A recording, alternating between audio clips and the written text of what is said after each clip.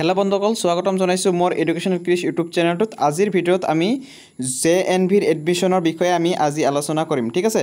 তো জৱাহৰলাল নৱোদয় বিদ্যালয়ত কেনেকৈ এডমিশ্যন ল'ব লাগে, কি ইলিজিবিলিটি ক্ৰাইটেৰিয়া আছে আৰু কোনে এডমিশ্যন ল'ব পাৰিব, কি বয়সৰ ল'ৰা ছোৱালীসকলে এডমিশ্যন ল'ব পাৰিব, ঠিক আছে।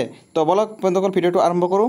তো চাওক, আপোনালোকে চাব পাৰিছে ইয়াতে যে এই জৱাহৰলাল নৱোদয় বিদ্যালয় যিখিনি আছে ২৭টা ষ্টেট আৰু ৮টা ইউনিয়ন টেৰিটৰীৰ মাজত বিস্তাৰিত হৈ আছে। তো যিটো স্কুলৰ নাম আছে সেইটো হ'ল জৱাহৰ নৱোদয় বিদ্যালয় JNV, ঠিক আছে। এইটো হ'ল এণ্ট্ৰেঞ্চ এক্সাম, ঠিক আছে। এণ্ট্ৰেঞ্চ এক্সামৰ বিষয়ে কৈ আছোঁ আজি। চাওক, টাইপ অফ এক্সাম হৈছে এণ্ট্ৰেঞ্চ এক্সাম। এইটো হৈছে ক্লাছ 6ৰ এডমিশ্যনৰ কাৰণে, ঠিক আছে। আৰু ইয়াৰ ডেট অফ এক্সাম হ'ল, এক্সামৰ তাৰিখ হ'ল 18 জানুৱাৰী 2025 11:30 বজাৰ পৰা ৰাতিপুৱা 11:30, ঠিক আছে। তো এইটো 2025 বৰ্ষত এক্সামটো হ'ব জানুৱাৰী মাহত, ঠিক আছে। আৰু ইয়াৰ অৰ্গেনাইজেশ্যন নেমটো হ'ল নৱোদয়া বিদ্যালয় সমিতি, ঠিক আছে। আপোনালোকে NVS বুলি যদি আপোনালোকে ক্ৰম ব্ৰাউজাৰত মাৰি দিয়ে তেনেহ'লে ইয়াৰ অফিচিয়েল ৱেবছাইটটো খুলি আহিব, ঠিক আছে। আৰু ইয়াত এই আমাৰ গোটেই ভাৰতবৰ্ষখনত 553টা বিদ্যালয় আছে, নৱোদয় বিদ্যালয় আছে, ঠিক আছে। তো বলক, আৰু আমাৰ অসমত কিমানখন আছে? অসমত আছে 27টা + 1 মুঠতে 28টা আছে, ঠিক আছে টোটেল। তো আপোনালোকে চাব পাৰে যে এক্সামৰ যিটো লেংগুৱেজ হ'ব, অসমত কি লেংগুৱেজ থাকিব।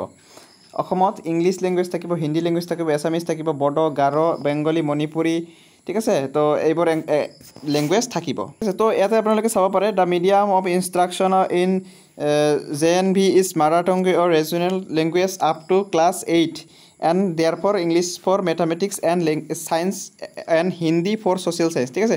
তো ইয়াত কৈছে যে ক্লাছ 8লৈকে আপোনাৰ যিটো মাদাৰ টংগু ৰিজনেল লেংগুৱেজ থাকিব সেইটো থাকিব।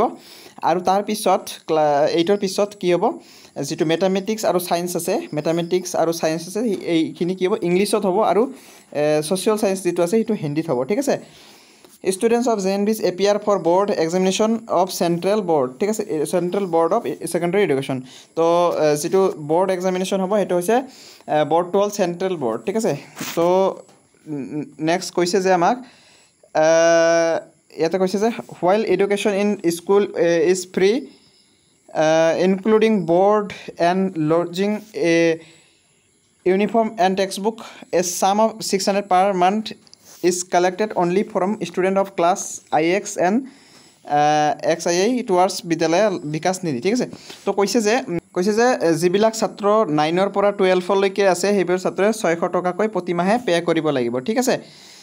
কিন্তু ইয়াৰে যিটো দিছে SC ST কেটেগৰী আৰু BPL কেটেগৰীৰ লোকসকলে এইটো মাফ কৰি দিয়া হৈছে। কিন্তু এই SC ST কেটেগৰীৰ বাদে যিবিলাক চৰকাৰী চাকৰিয়াল আছে তেওঁলোকৰ 1500 টকাকৈ দিব লাগিব, ঠিক আছে। নেক্সট পইণ্টটো দিছে আমাক, চাব আপোনালোকে, a candidate who is studying in V5 in a district is allowed to apply for admission to JNV in the same district only, ঠিক আছে। তাৰমানে কি কৈছে, আপুনি যিটো বিদ্যালয়ত পঢ়ি আছে সেই বিদ্যালয়খন যিটো ডিষ্ট্ৰিক্টত আছে আপুনি সেই ডিষ্ট্ৰিক্টৰ হৈহে এপ্লাই কৰিব পাৰিব, ঠিক আছে।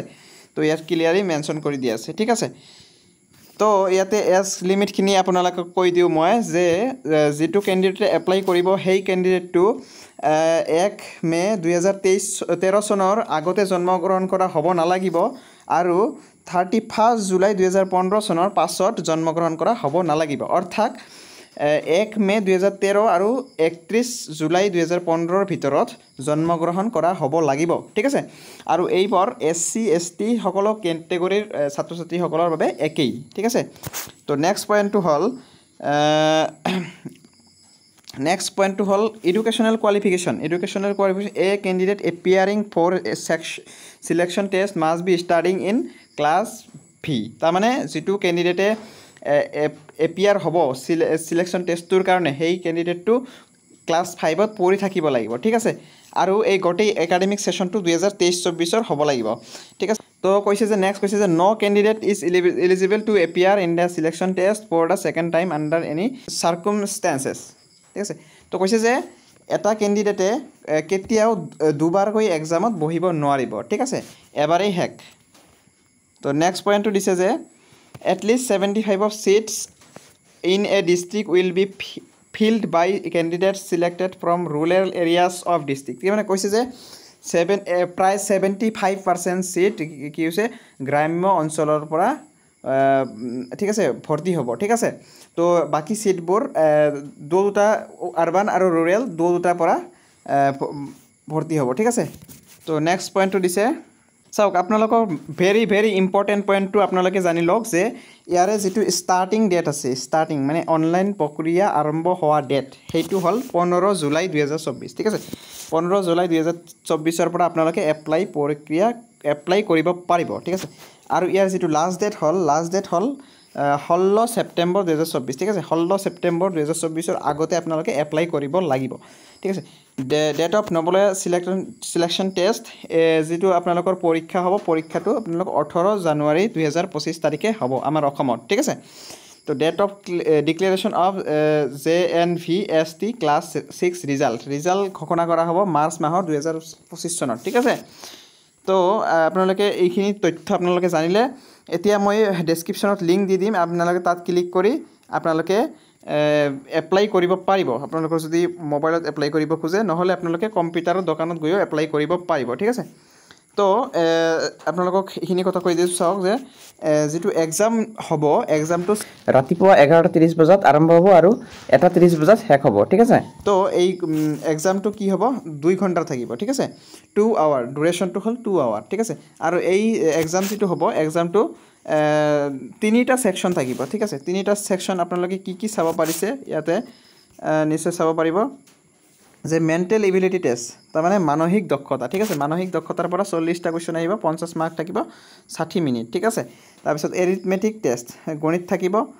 20টা কোৱেশ্চন 25 মাৰ্কস 30 মিনিট ঠিক আছে ল্যাঙ্গুৱেজ টেষ্ট থাকিব আপোনালোকে ল্যাঙ্গুৱেজ এছামিজ ল'ব পাৰে ইংলিশ ল'ব পাৰে আপোনালোকে এইটো ভুল নকৰিব আপুনি যদি এছামিজ মিডিয়ামত পঢ়ি আছে তেনেহলে আপুনি যিখন ফৰ্ম এপ্লাই কৰিব তাত আপুনি এছামিজ মিডিয়াম দিব নহলে বহুত ক্যান্ডিডেট এনেকুৱা হয় যে ইংলিশ মিডিয়াম দি থৈ দে তাত তেতিয়া তাৰ পিছত আপোনাৰ মানে যেটো পৰীক্ষা হলত যায় আপোনালোকে পেপাৰখন কি ইংলিশত পায় ল্যাঙ্গুৱেজ টেষ্ট এছামিজ নহলে ইংলিশ আপুনি যেটো মিডিয়ামত পঢ়িছে হেতু মিডিয়াম আপোনালোকে দিব তাৰ পিছত এছামিজত কেইটা ল্যাঙ্গুৱেজ টেষ্টত 20টা কোৱেশ্চন আহে 25 মাৰ্ক 30 মিনিট থাকে ঠিক আছে টোটাল 80টা কোৱেশ্চন থাকিব 100 মাৰ্কৰ 2 ঘণ্টাৰ সময় ঠিক আছে তো বন্ধুসকল আছিল আজিৰ ভিডিওটো ভাল লাগিলে চেনেলটোক সাবস্ক্ৰাইব কৰি থৈ যাব এনেকুৱা ইনফৰমেটিভ ভিডিও মই আগলৈ লৈ আহিম আৰু আপোনালোকে কমেন্ট কৰিব আপোনালোকৰ যদি কেনেকৈ এপ্লাই কৰিব লাগিব সেই ভিডিওটো লাগে তো মই নিশ্চয় লৈ আহিম আপোনালোকৰ বাবে এটা স্টেপ বাই স্টেপ লৈ আহিম যে আপোনালোকে কেনেকৈ এপ্লাই কৰিব লাগিব